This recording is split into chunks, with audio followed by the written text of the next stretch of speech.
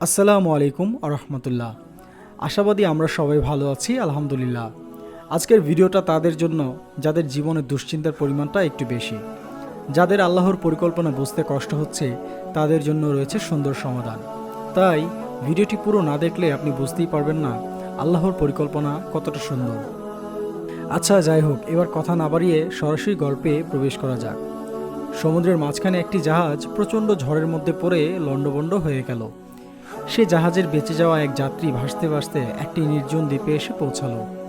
জ্ঞান ফেরার পর প্রথমে সে আল্লাহর কাছে প্রাণ খুলে ধন্যবাদ জানালো এবং তার জীবন বাঁচানোর জন্য আল্লাহর কাছে কৃতজ্ঞতাও প্রকাশ করল। প্রতিদিন সে দ্বীপের তীরে এসে বসে থাকত, যদি কোনো জাহাজ এদিকে আসে তাকে রক্ষা করে এই আশায়, কিন্তু প্রতিদিনই তাকে হতাশ হয়ে ফিরে আসতে হতো।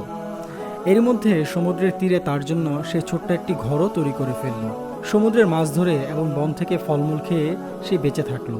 পথিমধ্যে সে একদিন খাবারের খোঁজে বনের মধ্যে গেল। বন থেকে সে যখন ফিরে এলো তখন দেখলো যে তার রান্না করার চুলা থেকে আগুন লেগে তার তৈরি করা পুরো ঘরটাই পুড়ে ছাই হয়ে গিয়েছে এবং তা কালো ধোঁয়ায় আকাশটা আচ্ছন্ন হয়ে গিয়েছে। লোকটি চিৎকার করে বলল, হে আল্লাহ, আমার ভাগ্যে এটাই লিখেছিলে। পরদিন সকালে এক জাহাজের আওয়াজে তার ঘুম ভাঙল। জাহাজটি সেই দ্বীপের দিকে তাকে উদ্ধার করার জন্যই এসেছিল। সে অবাক হয়ে বলল, তোমরা কিভাবে জানলে যে আমি এখানে আটকা পড়ে আছি? জাহাজের ক্যাপ্টেন তাকে জানালো, তোমার জ্বালানো আগুনের ধোঁয়ার সংকেত দেখে আমরা বুঝতে পেরেছি এখানে কেউ বিপদে পড়ে আছে। যাই হোক, ছোট্ট এই গল্প থেকে আমরা অনেক কিছুই শিখতে পারি। আমাদের জীবনের প্রায় মুহূর্তে আমরা অনেক ধরনের সমস্যার সম্মুখীন হয়ে থাকি। দেখা যায় একটা সমস্যা শেষ না হতেই আরেকটা সমস্যা শুরু হয়ে গেছে। আপনি যদি ধৈর্যশীল মানুষ হন, আল্লাহর প্রতি কৃতজ্ঞ বান্দা হন, তবে আপনার দায়িত্ব হলো সঠিকভাবে আল্লাহর ইবাদতের পাশাপাশি সমাধানের প্রচেষ্টা অব্যাহত রাখা।